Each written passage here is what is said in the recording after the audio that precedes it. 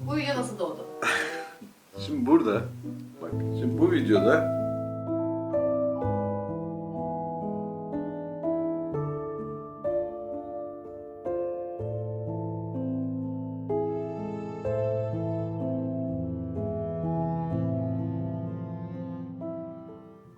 arkadaşlar videoma hoş geldiniz. Bugün bazı videolarıma tepki vereceğim. Bazı videolarda da çok sorulan soruları açıklayacağım.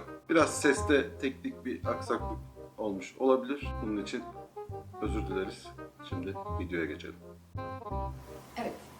Ceyhun Bey hoş geldiniz. Hoş bulduk efendim. Kendi evime hoş geldin. Evinizde izleyicilerinizi ağırlamak nasıl bir duygu? Çok güzel. Evde çok video çekmiyorum genelde. Bundan sonra daha sık evde video çekeceğim. Tamam. Bugünkü yapmayı düşündüğünüz video nasıl bir video olacak? Bugün eşimin seçtiği eski videolarıma tepki vereceğim. Aslında eşin seçtiği değil, izleyicilerin çok fazla yorum yaptığı, anlayamadığı, sonrasını ve nedenini merak ettiği videolar olacak bunlar. Ben yorumları bayağı takip ediyorum da sağ olsunlar. Popüler videolara tepki vereceğim diye. O zaman. Ne zaman başlayalım? Ne zaman istiyorsan Tamam o zaman hemen başlayalım. Çok uzatmaya gerek yok. başlayalım. Hadi seç. İlk başta çok fazla izlenen ve hatta çoğu izleyicinin ben sandığı Mihrimah arkadaşımızın videosu. Çok uzun saçlı kızın kısa kesim videosu. Açalım. Açalım. Evet Ceyhun Bey. Şair burada ne anlatmak istemiş? Başlayabilir miyiz? Genç bir kızımız geliyor. Koluna sardığı büklüm büklüm şahmeran gibi olan saçlarını gelmiş dükkanın ortasına salıyor. Bu video nasıl doğdu? Şimdi burada bak Almanya'da bir video satan bir firma benden videolar istiyordu. Ben de bu videoyu çöpteki saçlarla böyle birleştirdim hepsini. En uygun saçı olan da bu arkadaşımızdı. Onu monte etmek suretiyle Zaten azıcık dikkatli bakılsa hani bunun bir filenin içine sarılmış parça parça saçlardan oluştuğu Ya anlaşılacak. bu videoyu yaptım. 2 ay benim stoğumda durdu. Ondan sonra 1 Nisan'da paylaştım. Dedim şaka olsun. Tamam mı? Ama çok şok olarak algılanmadı yani. Şaka videosu bir anda milyonlar izleyince. Ondan sonra dedik buna bir hikaye yazalım. Baktım kimse beni dinlemiyor. Herkese yorum yapıyorum bu şaka videosu diye. Kimse beni dinlemedi. Ve ben de dedim buna bir hikaye yazalım madem. Böyle bir hikaye yazdık. Annesi saçını hiç kestirmek istemiyormuş. Annesi ölmüş. Artık saçını kesmiş, duygusalmış falan. Yani kızın kafasından çok aşağıda saç var. Ve şu burada hatta tam tokaya denk geldi benim makasım. Makasım köreldi. Bir daha makası bileğe gönderdim falan. Yani öyle bir öylesine çekilmiş bir videoydu yani. Çok teşekkür ederim. Komiklik Yani olsun diye. ipleri, fileleri göremeyen arkadaşlar için. Şurada zaten dikkat edersen bak. Bak. Şurada zaten bir tane toka tutuyor. Mouse'la gösterir misin? Mouse'u göstereyim. Mouse'la göster. Şu arkadaş. Orada ve şurada bir tane toka tutuyor saçı zaten. Bu kadar saçı böyle şu kadarcık bir yere indirip sonra tekrar aynı büyüklükte bir saçın çıkması çok mümkün değil herhalde. Yani o kadar şey bir videoydu. Yani şaka videosu viral oldu diyebilir miyiz? Komiklik olsun diye yapılmış bir videoydu yani. Hatta ben burada biliyorum ki kıza böyle şey olsun diye yüzüne su falan sıkmıştınız. Evet tam burada. Ağlıyormuş gibi dursun diye bildiğiniz kız. Ya, ağlatamadık bir türlü. Vicks sürüyoruz yok hiçbir şey yok. Şurada tam orada kat yapılan yerde ben yüzüne su sıkıyordum. Burada da suyun etkisiyle elini yüzüne koyuyor. Ama ağlıyormuş efekti verdi. İtiraf ediyorum bu video gerçek değil. Zaten söylemiştin ama bunu gerçekten anlamadıkları için. Evet yani çok küfür yedim ben bu videoda. Sadece sen mi? Arkadaki bütün o şakaya katılan ekip de. Kız ağlıyormuş da ben niye motive etmiyormuşum da yani akşam saati kışın öylesine çekilmiş yarım saatlik bir iş yani. Bir anda hani hiç kurgu yok, plan yok, hiçbir şey. Arkadaki arkadaşlar da güldüğü için çok küfür yemiş. Onlar da gülüyorlar çünkü ne yaptığımızı anlamıyorlar o sırada. Burada yine sular sıkmışım ben. Yani baksan aldığından itibaren gözyaşı başlıyor. Böyle bir dünya yok yani. Evet. Şu arkada 2 tane arkadaş var bak. Onlar da bakıp gülüyorlar. Ona dikkat edeceğimiz kadar. Onlar da bayağı bir küfür yemiş. Ona dikkat edeceğiniz kadar videonun açıklamasına dikkat etseniz zaten yani bu videonun şaka videosu olduğunu anlamış ve ona göre gülerek izliyorsunuz. Bak şu an mesela gülüyorlar bakıp bakıp. Gülerler yani. Keşke kamera açısının dışında gülseler. Nasıl bir şey oldu? Hatta yani burada saç da kesilecek gibi değildi. Ben kesiyormuş gibi yaptım. Biraz uçlarından incelttim ara makasıyla. Şurada dikkat edersen.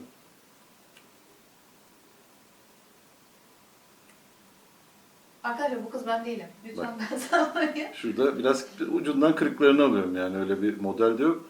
Hatta videonun sonunda o kadar şeyim ki akşam iş çıksın zaten yorulmuşum.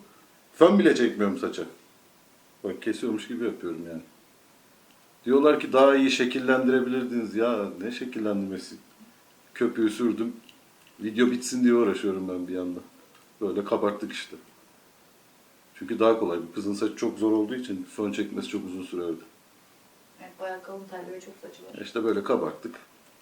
3 kişi aynı anda 45 dakikada fön çekiyor bu arkadaş. Evet. Yani böyle bir videoydu.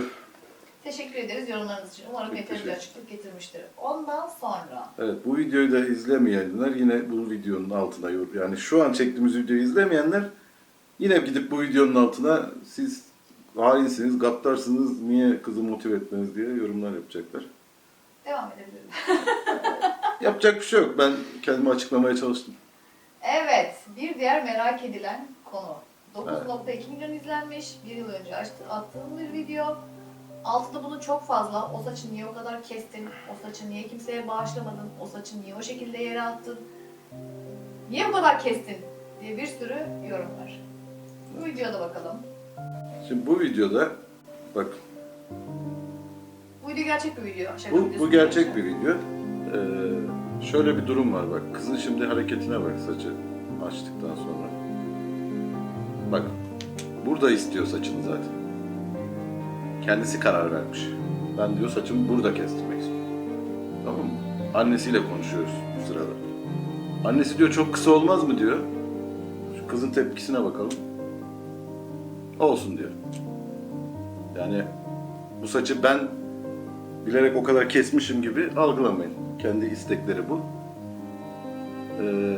Bu videonun da şöyle bir şeyi var. Annem rahmetli ameliyat olmuştu. Ben 15 gün İstanbul'daydım. Peş peşe videoları attım. İstanbul'dan döndüğüm gün bu saçı gördüm. Dedim bunu video çekmeliyim. Hatta bu videoyu çektikten sonra annemin ölüm haberi gelmişti.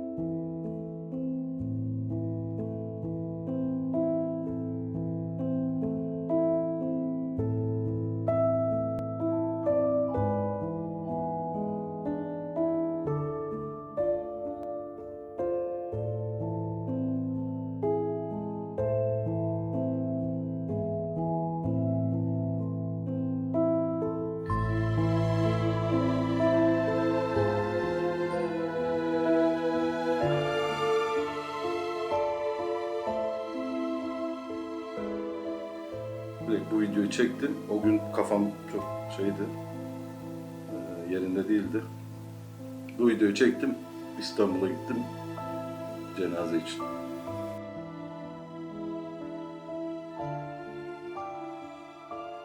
Kız o kadar sıkılmış ki saçtan. Yani bu kız küçücük bir kız, saçı kendi kadar. Evet. Okula giden de bir kız. Evet. Her sabah bunu yapması, etmesi, yıkaması, hijyen açısından da çok hani sağlıklı değil ki. Kız ne kadar bıktıysa artık omuzlarına kadar kestirmek istiyor. Ya burada da şu kesim olayını anlatayım ben. Burada saçları önde kestim. Dedim ki kestikten sonra bir kapak fotoğrafı yaparım. Buralar normalde montajda atılır. Bak saçın da boyunu gösteriyorum. Kestim. Buraların fotoğrafını çekip bırakacağız. Ama işte bu videodan sonra ben annem cenazesine gittim. Ve döndükten sonra bu videoyu paylaştım. Hiçbir şekilde videoyu kesmeden, müdahale etmeden direkt ne çektiysek onu paylaştım. Çünkü şeydi yani zor bir dönemdi. Şöyle montajla falan uğraşmadım. Şu bağışlama olayına da bir açıklık getirelim. Aynen, onu çok soruyorlar. Neden kestiğinizde saçları bağışlamıyorsunuz? Şimdi bu saç insanın kendi saçı ve bağışlamak onun elinde. Bizim kültürümüzde bazıları diyor ki ben saçımı bağışlamak istemiyorum, başkası kullansın istemiyorum. Alıp Diyor. götürüyorlar hatta. Bazıları alıp götürüyor, Kesinlikle. yakıyor. Bazıları çöpe atılsın istiyor. Bazıları hatıra saklamak istiyor. Kendilerine biz soruyoruz. Uzun kestiriyor, bağışlamak ister misin? İstemiyorum diyor. Yani bu durumda zorla alıp onun saçını ondan habersiz olarak bağışlayamazsın. Ve bağışlamak için de belli bir ölçü gerekiyor. 30 santim, 32 santimin üstü. O yüzden bu yani hani saçları attınız çöpe gitti niye bağışlamıyorsunuz diyorlar. Yoksa Hani biz çok istedik, çok da soruyoruz ama kendisi kabul etmiyorsa bağışlayanlar da var ayrıca video çektirmek istemeyenler var. yani. Kendi bağışladığını göstermek istemiyor. Yani sanıyorsunuz ki herkes böyle her şeye açık, her Değil. fikre açık. Hani videosunu neden çekmedin bunun veya bunun mesela neden bağışlamıyorsun? İnsanlar istemiyorsa bağışlayamıyoruz. İnsanlar istemiyorsa videolarını çekmiyoruz. Mesela bu dönüşüm, evsiz dönüşümlerinde de çok oluyor. Neden işte gerçek bir evsiz değil? Gerçek bir evsizi çekip de rencide etmek mi sizce daha iyi? Yoksa bir oyuncuyla hani bunun farkındalığını yapmak mı daha iyi? O da bir kişiden kişiye tartışılır. Her Yani- yaptığımız yardım videosunu çekip milleti rencide etmek değil. Ben kamera elimde Evet. gezmiyorum sonuçta. Yani. Yani. O anda birine yardım etmem gerekir. Dur kamerayı açayım da ben bu yardımını göstereyim demem hiçbir zaman. Ama diyorlar ki madem ki reklam yapacaksın, bunu gerçek insana yap. Bu reklam yapmak için yapılan bir şey değil. Reklam değil İnsanların bu yani. farkındalık sahibi olsun diye yapılan bir şey zaten. Hani bak ufak dokunuşlarla insanlar nasıl güzelleşir gibi bir şey. Hani elimden gelen bu. Ben bunu yaparım. Başka bir şey, başkası elinden gelen bir şey yaparsa daha farklı olur. Bu konuların amacı bu zaten. Yani. Burada da işte böyle kestik. Gayet de memnun kullandı saçını. Çünkü bu dönemde dümdüz makineyle saç kesmek çok şeydi. Ha şu konuya da geleceğim. Niye fön tutuyor yanındakiler diyorlar. Evet. Neden fön tutuyorlar? Siz tek başınıza hem fön makinesini tutup hem fırçayla işlem yapamıyor musunuz? Bu kadar beceriksiz misiniz Ceyhun Bey? 20 senedir bu işi yapıyorsunuz ve bir elinizde fön makinesi, bir elinizde fırça kullanamıyor musunuz acaba? Ben fön makinesini burnumla bile tutarım. Bunlara ihtiyacım yok. Fönün yanımdaki yardımcı tutmasın. Amacı şu. Hem uzaktan izlemek olmasın, saçın içine girsin. Yani öğrenirken saçın içine girerek, fön nereye tutmasını öğrenerek, görerek öğrenmesi için. Yani bizde şey oluyor, yurt dışından genelde yazıyorlar ki işte bir yıllık eğitim aldım, ben kuaförüm. İşte siz neden 20 yıldır bu işi yaptığınızı söylüyorsunuz ama fönünüzü başkası tutuyor. Arkadaşlar yurt dışında aldığınız o bir yıllık eğitimle bizim ülkemizde çırak dahi olamazsınız. Bu birincisi. Evet. İkincisi bizim ülkemizde çıraklık çok uzun süren bir iştir. O yüzden dünyanın en iyileri Türk kuaförler ve Türk berberlerdir. Bunu da açıklamak istedik. Evet. Yani Bizde 5 şey yıl, yok. 6 yıl süren çıraklık dönemleri olabiliyor ki yeterince bizim gözümüzde hani oldu diyebilelim diye. Yani bizde biraz eğitim alayım da bu işi yapayım yok. Yani o eğitim alıyorsan bir kuaförün yanında 4 sene, 5 sene, 6 sene çıraklık yapman lazım. Ondan sonra işlemlere girebiliyorsun. Öyle bir sene eğitim alayım. Saçma Öyle değil öyle mi? yerler de var. Gidiyor bir sene eğitim alıyor, geliyor. Ben şuradan mezunum. Biz çalıştırmayız yani onu. Aynen öyle. Saç falan Şu anda vermiyor. mesela fön tutan arkadaş da usta bir arkadaş yani hani. Evet.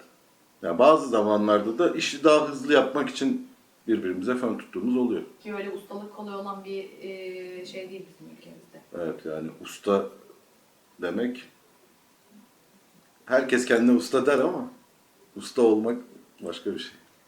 Ya burada da kızıl saçları dümdüz kesilmiş kabarınca ne olacak falan diye şey yapıyorlar. Arkadaşlar bakın dümdüz keserseniz saçı bak sanıyorlar ki böyle kalıyor. Saçı böyle dümdüz kestiğinizde dümdüz görünür ama kafayı öne eğdiği anda bak görüyor musun? Aynen öyle. Alttan Mouse'la bir göster. çıkıyor. Şu kısım. Heh. Şu Bak. Alttan gözüken Bu saçlar ortaya çıkar. Aynen. Bu saçlar ortaya çıkmaması için saçı öne eğip biz altındaki kısımları da tıraşlıyoruz ki. Hatta Saç- sonrasında makasla düzeltiliyor. Evet. Saç doğal, hatta ben şuradan enseye bastırarak da kesiyorum. Evet. Saç Tabii doğal bunlar- kabarmaya geldiğinde düz forma gelir yani. Tabii bunlar teknik konular. Öyle ustayım deyip bir senelik okuldan mezun olanların yapabileceği şeyler Bunlar değil. yıllarca, binlerce saç keserek denenmiş ve ortaya çıkmış şeyler. Bunu istediğiniz teknik derste öğrenemezsiniz yani. Yaparak edindiğiniz tecrübe bu. Yani dümdüz saçı kesersin eyvallah da yani dalgalı bir saçı düzleştirip makine kesimi yaparsanız bunlara dikkat etmek zorundasınız demek istiyor. Evet. Herhalde. Şu anda da makasla Makasla düzeltmelerini düzeltiyor, yapıyor. evet. Ve gayet de memnun. Hani kızın saçlarının içine etti falan durumu yok. Kız saçından sıkılmış. Kestirmek istemiş. Normal bir boya getirmek istemiş ki saçı çok fazla. Burada da inceltiyoruz biraz. Rahatladı yani kız. Küçücük kız. Bu kadar saç ne gerek var ya? Boyun fıtığı olur. 1,20 boy, 80 santim saç. Yani, Günah yani. aynen öyle. Bunu geçebiliriz. Burada da açıklayacağımız bir şey yok. Tamam, şimdi başka bir videoya gelelim. Bu video. Evet. Sonra bok kesimi yapmışsınız. Neden böyle bir şey yaptınız? Burada müşteri geliyor. Randevusuna geç kalmış. Ben de hazır bekliyorum. Geç kaldığı için onu cezalandırıyorum. Nasıl bir ceza? Saçlarına makasla böyle vuruyorum. Geri saralım. Bu videoda da çok linç yedim ben. Sen saçmalama. Şimdi müşteri gelirken kamera kapıya dönük. Evet, aynı anda Ve görebiliriz. müşterinin geleceğini bekliyoruz. Kamerayı açmışız. İkinci kısım. Müşteri alelacele geliyor. Randevusuna geç kalmış. Ama salonda kimse yok. Yani çok bir problem değil evet, geç kalması. Üçüncüsü bende mikrofon var. Yani şu parçaları birleştirmeyen birisi gelip bizi linç ediyor. Çok kaba davrandın, niye saçını öyle... Aynada kameraya çeken arkadaşı görebilirsin değil mi? Evet. Bir de o var. Hani onu hadi çok ufak... Şuradasın. Sen de burada yaka mikrofonunu takmışsın. Çok hazırlıklısın. Sanırım bütün gün yaka mikrofonuyla geziyorsun. Onu bekledim. Evet. Yaka mikrofonuyla. Ya bu da bir şaka videosu olduğunu anlayamamış arkadaşlar. Buradaki konu şu. Bu arkadaş bizim bir arkadaşımızın kardeşi. Dedi ki abi dedi ben saçlarımdan çok sıkıldım. Hadi dedi saçımı keselim. Tamam dedim keseceksek gel şöyle bir şey yapalım. Bir videoya atraksiyon katalım. Devam ediyoruz. İşte burada ceza olsun diye saçını kesiyorum. Burada hatta videodan habersiz olan bazı kişiler tam bu sırada aa falan diye böyle gürültülü bir şekilde güldüğü için burada videoyu kesip direkt yıkama kısmına geçtim. Hatta bunu da bu videoyu sonuna kadar izlemeyen herkes çok sövdü.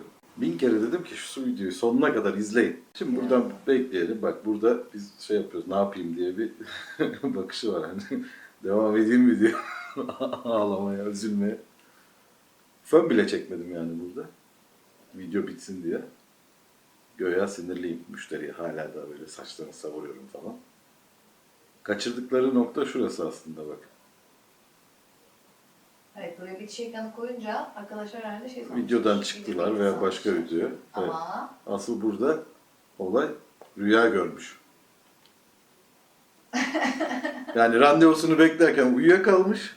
Rüyasında böyle bir şey görmüş. Hani geç kaldım randevuma, kuaför saçımı kesiyor gibi. Sonra uykudan uyanıyor kötü bir halde. Bakıyor saçları hala yerinde. Şöyle. Bunu da tabii saçı kesmeden önce çektik. Sonra sonuna yerleştirdik. güzel olmuş. Böyle bir mizansen yaptık yani. Gerçek olanları gerçek sanmayıp Yani bu mizansenleri izleyip sonra bana küfür edilmesi biraz ağır oluyor ya. Hak etmiyorum ben de. 700 tane video var burada. Toplasan 3-4 tanesi böyle şöyle bir şey yapalım deyip yapılan videolar. bu nedir ya? tane çıktı da bonus olsun. Bu nedir değil mi? Tamamen doğal ışık, gün ışığı patlamış ve yüzüm gözükmüyor. Sadece kaşım kirpiğim var. Burası benim eski evim. Bu kişi benim eski sevgilim. Yani şu anki karım. O kadar Karantinada patlamış ki ışık. sokağa çıkmamız yasakken herkes saç yıkama videosu falan diyordu böyle. Çok istiyorlardı. Dedim size bir şey yapacağım. Madem saç yıkama videosu değişik bir şey olsun. Salonun ortasında karımın saçlarını yıkadım. Sonra saçını kestim değil mi? Hatta burada Elinle su atıyorsun. elimle su su az geldiği için şampuan bir balçık gibi oldu. Macun gibi oldu şampuan. Var bir şuraya bak, kaçırsın diye çok almışsın, ben buraları görememiştim. Şu anda. Bak şimdi. Burada ben şimdi şampuanı şey yapmaya çalışıyorum. Köpürtmeye çalışıyorum ama şampuan bildiğin macuna dönüştü. Sonra biraz daha su eklemem gerekti. Ben de Gerekeni yaptım. gerekeni yaptım. Alçı gibi oldu ya şampuan orada. Peki. Şimdi burada videoya devam ettiğim için ben ne yapacağım falan diye düşünüyorum içimde. Baktım köpürmüyor. Köpürmüyor, beni lavaboya götür. Yok ya. Bardakla su döktüm ya. Ha evet, doğru, bardakla unutmuş ama. Evet, burada gidiyorum artık bardağa. Hop. Bardakla Ya resmen rezil. köpürmesi lazım, ne yapayım? Peki neden bu videolara hep eşiniz, sevgiliniz, makyajsızken, rezil haldeyken çekiyorsunuz? Çünkü karımın doğal halini çok seviyorum. Niye seviyorum Allah Allah? Ben seni gördüğümde de doğaldım. Evet. Bu yüzden ben de çok incemiştim arkadaş çevremde. Niye? Neden işte çok süslenmediğim, neden... Belki çok süslenseydim ben senden tiksinirdim. Şahsen ben de çok süslendim de kendimden Sevmiyorum. Ben böyle çok böyle süslüyorlar böyle kirpikler böyle dudaklar falan. Neden? Midem bulanıyor benim böyle. Kirpik bu kadar. Sevmiyorum ha, doğal neyse o işte. Filtreler, beton. Burada saate bakıyorum. Çünkü videonun süresini hesaplıyorum. Ama bu nedir ya? Rezillikten. Evet, burada elimde kalan köpüğü saça yayıyorum ve sonra Duş akabinden avizeyi almak suretiyle. neden duşa girmiyor da böyle bir şey yapıyorsunuz? Yani onu da yapamam. Ama şimdi konsept burada saç yıkama videosu. Evet. Duş alma videosu değil yani. Duşta da çekemem herhalde. Kadının başını öne eğerek yıkama videosu istemişlerdi galiba. Evet. Al sana. Ya böyle saçma şeyler istiyor. Al sana yıkama videosu. Bu mu yani hoş olan? Belim ağrıdı ya şunu çekerken. Ben Sen yine tamamen eğiliyorum. Ben yarım eğiliyorum, daha çok belim ağrıyor. Önde de ah canım. 20 kilo fazlalık olunca. Çok büyük zorluklar bunlar. Zor tabii canım. Böyle şeyler. Saçımda da alalım içindeki. Böyle için. Lavaboyu sterilize ettim yani öncesinde. O konuda şey yaptım. Sen mi ben mi? Ben ettim. Sonrasında saçlarım var. Evet. Falan filan. Evet. Gene hiçbir şey yapmayıp beni öyle Çünkü doğal seviyorum. kabarmış saçlarla bırakıp videoyu bitirmiş. Doğal seviyorum. Bütün yüzüm aynı ton. Tamamen Video uzuyor video. ışıklıyorum. Bu sefer montaj işi çıkıyor. Montaj işi de uzun bir iş galiba. Evet. Yapmış olduk. 4 tane mi video yaptık şimdi? Bir tane sürprizde. Siz de yorumlara yazın. Hatta link atın. Ben o linkleri görüyorum. Tepki vermemi istediğiniz videolara tepki verelim. Başkalarının videoları İzleyelim. da olabilir. Açıklayalım hatta. Bu videoda ne yaptık gibi açıklamamı istediğiniz videolar varsa onları yorumlara yazın. Videoyu beğenin. Bak böyle videolar yapıyorum, izlemiyorsunuz. Hiç video yapmam ben. İzleyin. Dükkanda çekiyorum hep gürültü, bebek ağlıyor bilmem ne. Sonra diyorlar niye videoya müzik koydun? Koyuyorum, arkada bir müşteri geliyor güm diye kapıyı açıyor falan, bundan can sıkıyor yani. Neden ASMR videosu çekmediğimizin de açıklaması olmuştur herhalde. Bak orada diyor ki hair, ASMR, Ceyhun. Adınızın hakkını verin. Hair var. Var. Ceyhun var videoda. ASMR'da bazen var. Ha. Yapamıyoruz abi. Çok gürültülü ortam. Yani Onun için çok- stüdyo kiralaman lazım. Vakitli, planlı bir şey yapman lazım. Olmuyor. Müşteri geliyor, pat diye çekiyoruz. Aynen öyle, modellerde çalışmadım. Bazı çok güzel saçlar geliyor mesela. İzin vermiyor çekmeye. Geçen gün olduğu gibi. Başladım çekime, dedi çekmeyelim. Veya yüzün buzlarında olur. Yüzümü buzlayın diyor. Ben de yüzümü buzlayın diyenleri genelde en sona atıyorum. Yani yedek video yapıyorum. Aslında çok güzel gidiyorlar ama montaj işi çok uzun sürüyor. Karımın makyaj kanalına da abone olun. Görüyorum böyle 200-300 kişi izliyor.